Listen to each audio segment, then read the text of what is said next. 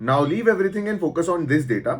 लगातार 14 दिन की नेट सेलिंग के बाद में फाइनली अब लगातार 3 दिन तक के फॉरेन इंस्टीट्यूशंस ने बाइंग करी है। मतलब कैश मार्केट में जहां पूरा दिसंबर महीना उन्होंने सेलिंग करी थी, finally they have turn net buyers. अब यूजुअली से स्टॉक मार्केट में पॉजिटिव इंडिकेशन माना जाता है। अब इसके बारे में हम और डिस्कशन इस वीडियो में आगे करेंगे। एडिशनली मैंने अपने इंस्टाग्राम स्टोरी पे एक लाइफ स्किल के बारे में डिस्कशन किया था, जहां मैंने ब्लू चिप स्टॉक्स की मदद से आप कैसे सस्टेनेबली इनकम बना सकते हैं इसे हाईलाइट किया था, तो उसका भी हम फर्दर डिस्कशन इस वीडियो में करेंगे। But before we start that, सबसे पहले हम निफ्टी 50 का चार्ट एनालिसिस कर लेते हैं, ओपन इंटरेस्ट का एनालिसिस कर लेते हैं, देख लेते हैं मार्केट में ओवरऑल सेक्टर का परफॉर्मेंस कैसा चल रहा है, एंड फाइनली मैं आपको फिर इस इनकम सोर्स के बारे में थोड़ी और इन्फॉर्मेशन दूंगा। क्या हाल चाल इन्वेस्टर्स, मेरा नाम है गोरख शर्मा, मैं स्टॉक मार्केट एनालिस्ट, और आप देखना शुरू कर चुके हैं weekly analysis video with the doji.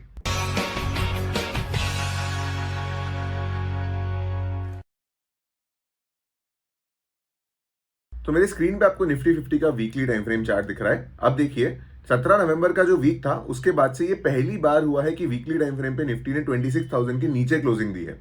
Although towards the end थोड़ी सी रिकवरी हमें देखने मिली थी, बट लगातार 4 वीक के बाद में अब ये सबसे लोएस्ट क्लोजिंग बन के आई है। अब अगर हम इसे 30 minute time frame that is intraday time frame पे शिफ्ट करें, तो जो हमने दो इंपॉर्टेंट सपोर्ट लेवल बनाए थे 25,800, वो तो लेवल पिछली वीक टेस्ट हो गया था, एंड 25,640 अभी तक टच नहीं हुआ है। एडिशनली फ्राइडे के दिन जो हमें रिकवरी देखने मिली थी उसमें हमें गैप अप देखने मिला था, which is generally not sustainable, and दिसंबर महीना ओवरऑल ऐसे ही कंसोलिडेशन मंथ ही रहा है। अब अगर निफ्टी की इंपॉर्टेंट सपोर्ट लेवल की बात करें तो सबसे पहला लेवल तो 25,800 का ही लेवल है, followed by 25,650 sorry on the down side, and अगर मेजर रेजिस्टेंस की बात करें तो 26,200 से 300 का जोन अभी तक क्लियरली एक रेजिस्टेंस का बैंड बन चुका है। सो कोई भी बुलिश व्यू या ब्रेकआउट व्यू हम 26,300 के ऊपर ही रखेंगे with a near to short term target of 27,000। अब देखिए निफ्टी एनालिसिस में तो इतना ही है, क्योंकि लगातार वीक ऑन वीक अब ये निफ्टी जो है वो कंसोलिडेट ही कर रहा है। अगर आप देखोगे तो अक्टूबर 2021 से आज तक के निफ्टी ने एज सच कोई सिग्निफिकेंट रिटर्न्स नहीं दिए है, कुछ 500 पॉइंट ऊपर तो कभी 500 पॉइंट नीचे, ओवरऑल मार्केट वहीं का वहीं है। मैक्रो लेवल पे भी कोई चेंजेस नहीं आए हैं, and this is the exact definition of choppy market. ऐसे में इतना याद रखिए कि इन्वेस्टर्स को कोई इंपल्सिव डिसीजन या कोई बड़े डिसीजन बिल्कुल नहीं लेने चाहिए। Let the market decide a trend, and उसके बाद में हम कुछ एनालिसिस करेंगे। चलिए अब देख लेते हैं कि इंस्टीट्यूशन ने अलग अलग स्ट्राइक प्राइस पे कैसी पोजीशन बना रखी है।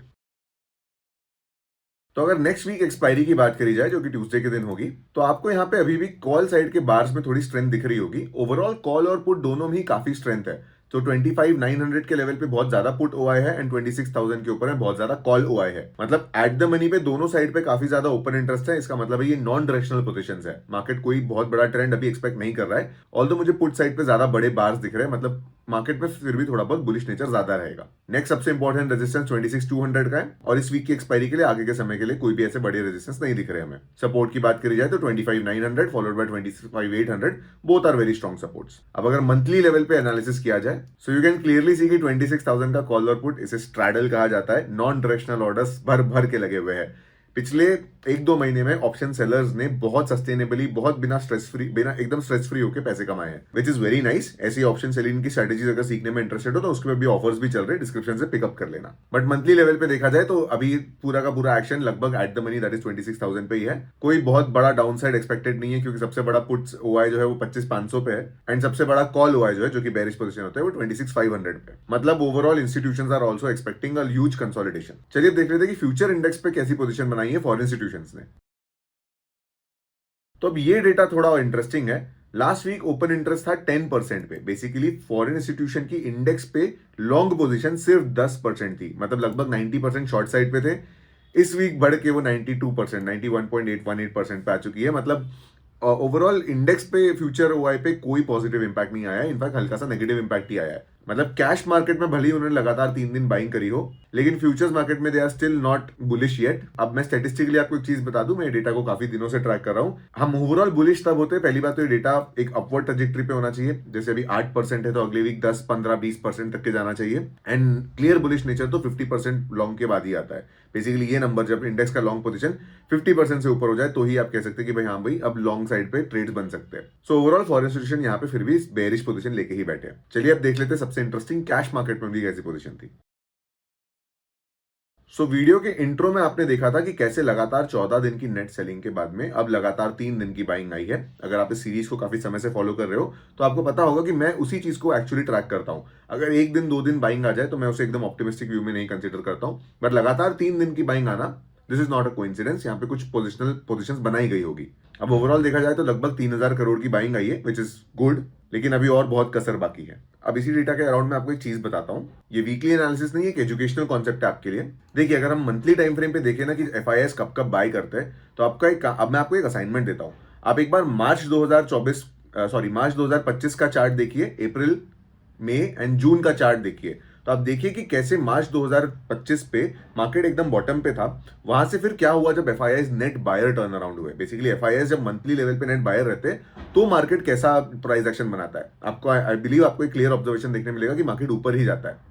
बट एक बार ये चीज खुद करके देखना, मार्च 2025 से लेके ओवरऑल जून 2025 तक के कैसा मार्केट में निफ्टी ने कैसा मूव दिखाया, ये आप चीजें ट्रैक करना। अब नेक्स्ट ये सेम चीज अगर आप सितंबर 2024 में ट्रैक करोगे तब तो मार्केट ऑल टाइम हाई पे था ही। इनफैक्ट आप देखोगे तो जून से लेके सितंबर 2024 में, पिछले साल की बात कर रहा हूं मैं, तो ये था पिछले साल का बुल रन बेसिकली। मतलब एफआईआईस का नेट बायर रहना बहुत जरूरी है।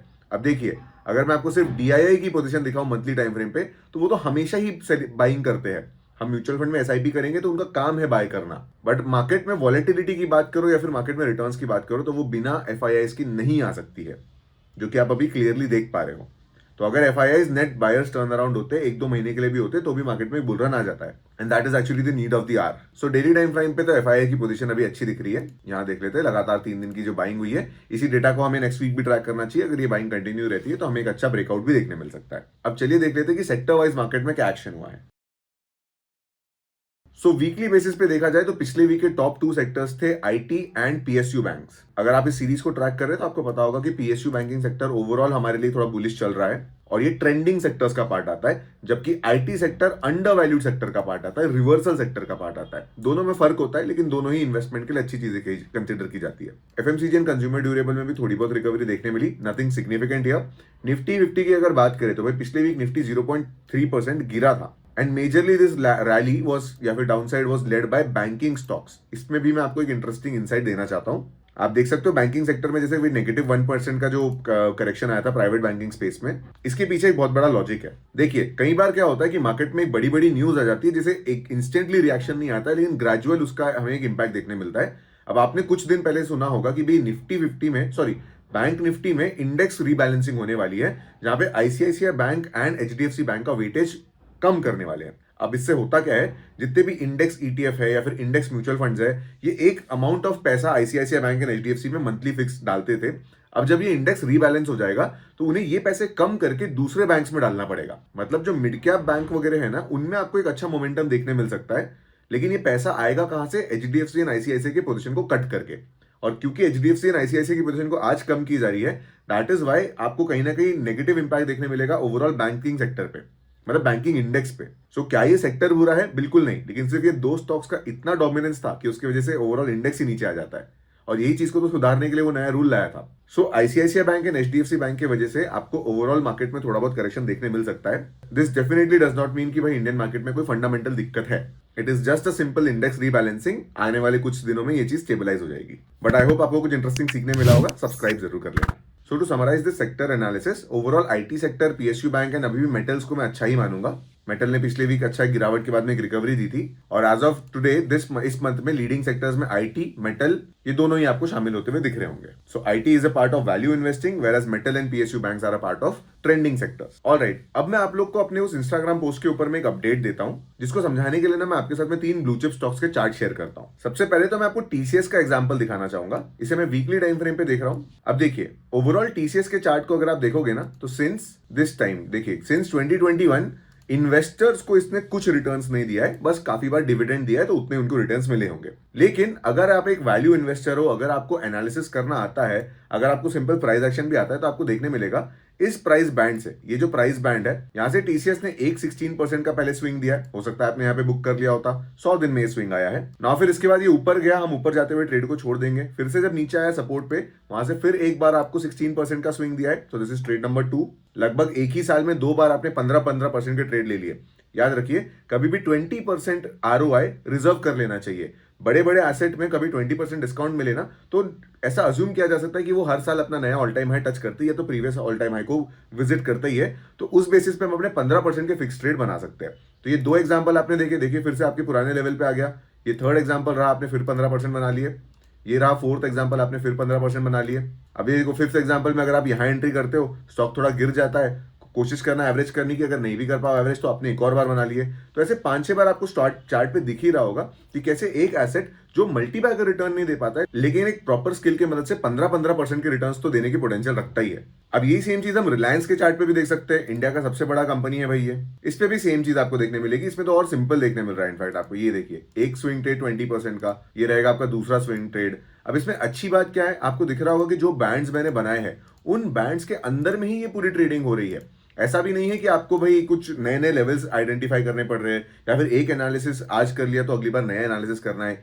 एक सिंपल सेम एनालिसिस आपको बार बार एक प्रेडिक्टेबल लेवल पे बाइंग एंड सेलिंग करने की मदद कर रहा है। अब यही सेम मैं अपने one of the favourite stock Bajaj finance पे भी आपको दिखाता हूं। एज ऑफ टुडे तो उसमें ऐसा कोई ट्रेड नहीं है, बट आप ये देख सकते हैं सेम यहाँ पे 40% के आपको स्विंग्स देखने मिल रहे हैं। ये तो काफी ज्यादा हो जाता है, बट ये एनबीएफसी है, थोड़ा हाई बीटा स्टॉक है, बढ़ता भी 40 है तो गिरता भी उतना ही होगा, राइट। सो इन तीनों चार्ट्स की मदद से आपको क्या समझ में आता है कि कोई भी एक अच्छे फिक्स्ड एसेट को क्या मैं बार बार सेम लेवल पे, या फिर क्या मैं एक ही एसेट को बार बार ट्रेड करने का स्किल एक्वायर कर सकता हूं। इसमें क्या होता है कि regardless of overall market condition you will at least make 15% ROI on your certain portion of capital। इसका ये मतलब नहीं कि पूरा ही पैसा अपने पोर्टफोलियो का टीसीएस या रिलायंस में डाल दोगे, लेकिन क्योंकि ये ब्लू चिप कंपनी है तो इसमें आप लो रिस्क स्ट्रैटेजीज जैसे कि ये होगी इसको अप्लाई कर सकते हो। इसी सेम स्ट्रैटेजी को मैंने अपने 6 चेक कोर्स में कवर किया है। मेरे मेजॉरिटी कैपिटल को मैं पर्सनली इसी तरीके से इन्वेस्ट करता हूं।